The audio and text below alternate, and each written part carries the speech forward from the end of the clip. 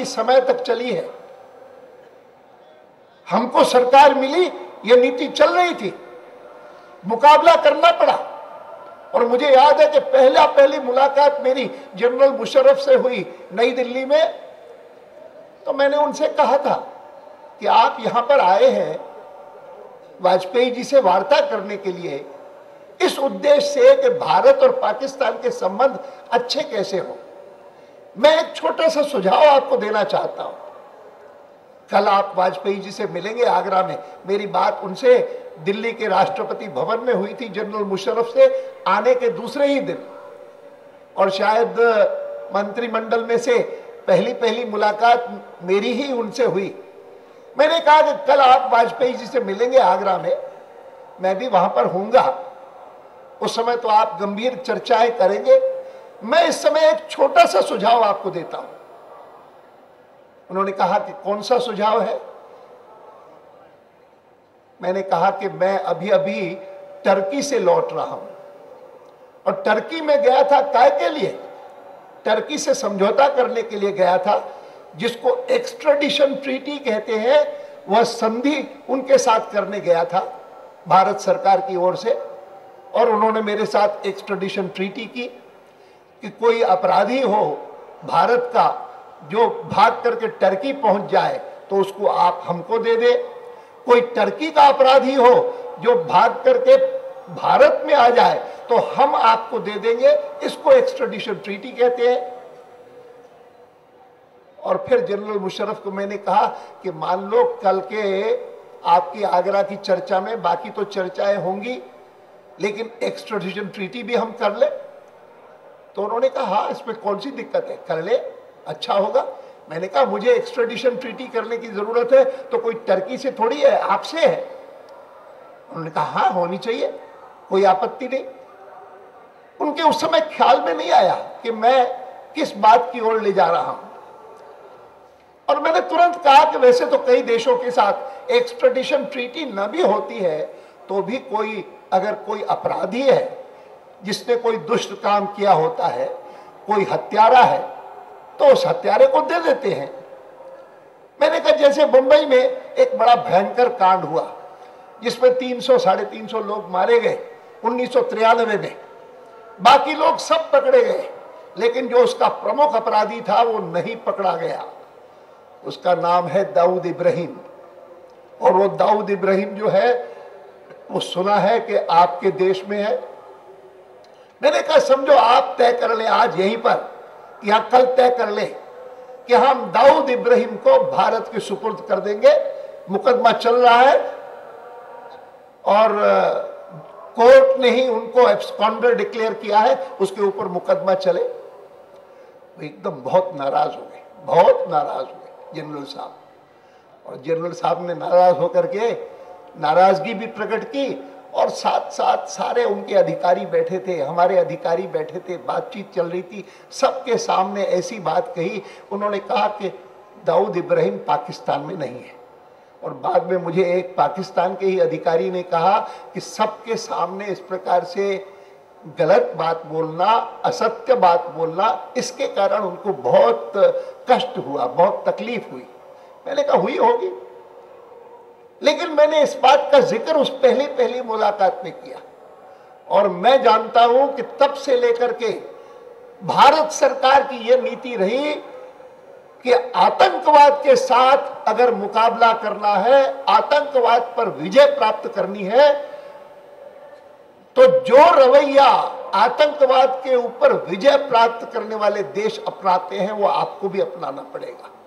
आप सोचिए अपने मन में, मैं सबको कहता हूं कि दुनिया के ये जो अलकायदा के लोग हैं, उन अलकायदा के लोगों के मन में अगर किसी के खिलाफ सबसे ज्यादा घृणा का भाव है, किसी देश के साथ सबसे अधिक दुश्मनी है, तो वो अमेरिका के साथ है, अमेरिका के साथ है, इजराइल के साथ है, यहूदियों के साथ है, और उसके बाद भारत के साथ है। इन तीन देशों को वो अपना दुश्मन मानते हैं, अलकायदा के ये सारे फंडामेंटलिस्ट, जिहादी। और वो इनको दुश्मन मानते हुए भी मन में सोचे, जितने लोग आतंकवाद की चर्चा करते हैं भारत के अंदर, दुनिया में कोई सोचे कि अमेरिका में 9/11 के बाद कोई छोटी घटना भी नहीं हुई। यहां आए दिन घटनाएं लगातार होती रहती है।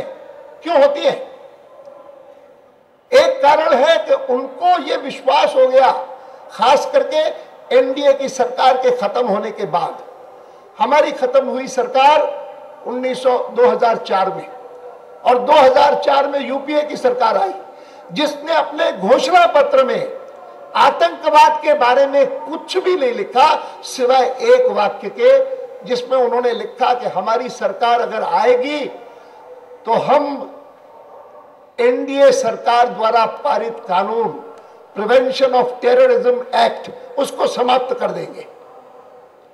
और मुझे याद है कि 2005 में प्रधानमंत्री डॉक्टर मनमोहन सिंह चेन्नई गए हुए थे, और वहां पर उन्होंने गर्व के साथ कहा, बड़े गर्व के साथ, एक प्रकार से जैसे मानो कि पता नहीं क्या उपलब्धि की है, आसमान के तारे तोड़ लाए हैं, और कहा कि देखिए हमने जो वचन दिया था अपने मैनिफेस्टो में, अपने कॉमन मिनिमम प्रोग्राम में, कम्युनिस्टों के साथ मिलकर के हमने जो बनाया, बाकी जो यूपीए के हमारा एलाइज है उनके साथ मिलकर के बनाया, हमने उस वचन को आते ही निभाया।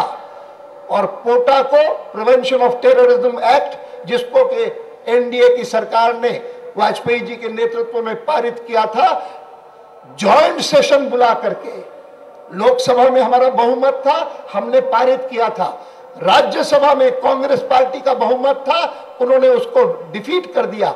तो संविधान में यह व्यवस्था है कि अगर कोई कानून हो कि जिसको सरकार पारित करना चाहती है और वो राज्यसभा में पारित न हो सके, लोकसभा में पारित हो गया, तो उसके बाद वो जॉइंट सेशन करके भी उसको पारित कर सकती है। और हमने जॉइंट सेशन बुलाया। 60 साल के इतिहास में ये दूसरी बार जॉइंट सेशन बुलाना पड़ा, दूसरी बार बुला करके हमने पारित किया। और डॉक्टर मनमोहन सिंह ने गर्वोक्ति की कि देखो हमने आते ही 2005 में पोटा को रिपील कर दिया, खत्म कर दिया। ये कोई उपलब्धि है? आपके लिए उपलब्धि होगी, लेकिन आतंकवादियों को एक मैसेज गया, संदेश गया कि यह सरकार जो है वो आतंकवाद से मुकाबला नहीं करना चाहती। कारण कुछ भी हो, लेकिन ये तो मुकाबला ही नहीं करना चाहते। और उसके बाद से लेकर के इतनी घटनाएं हुई इन पिछले 4-4.5 सालों में, लगातार मुंबई में हुई, अयोध्या में हुई, जम्मू कश्मीर में तो होती ही रहती है, बेंगलोर के इंडियन इंस्टीट्यूट ऑफ साइंस में हुई, लगातार मुंबई में फिर इतनी बड़ी घटना हुई। पहले एक घटना हुई 2006 में, और 2008 में तो भयंकर घटना हुई। और इन सब घटनाओं में कभी कोई व्यक्ति पकड़ा नहीं गया, कभी किसी के ऊपर मुकदमा नहीं चला। हमारे समय में हमेशा कहते हैं कि आपके समय में नहीं हुए थे, बराबर हुए थे। हमारे समय में अक्षरधाम का मंदिर अहमदाबाद में, गांधीनगर में, गुजरात में, उसके ऊपर हमला हुआ था, लेकिन कोई आतंकवादी बच करके नहीं निकला। हमारे समय में संसद पर हमला हुआ था, कोई आतंकवादी बच करके नहीं निकला। न केवल आतंकवादी मारे गए, षड्यंत्रकारी सब पकड़े गए, सबको सजा आई। और सबसे बड़ा जो षड्यंत्रकारी था अफजल गुरु, उसको फांसी की सजा आई। फांसी की सजा ट्रायल कोर्ट ने दी, सेशंस कोर्ट ने दी, सुप्रीम कोर्ट ने दी, आज तक सजा नहीं आई। क्यों? ये चीजें संदेश भेजती है आतंकवादियों को कि सरकार में दम नहीं, हिम्मत नहीं, पॉलिटिकल विल नहीं। सबसे बड़ी समस्या आज कोई है आतंकवाद का मुकाबला करने की, तो सबसे बड़ी समस्या ये है, हिम्मत ही नहीं। और उनसे हम जब बहस करते थे कि क्या करते हो, पोटा दुनिया के सब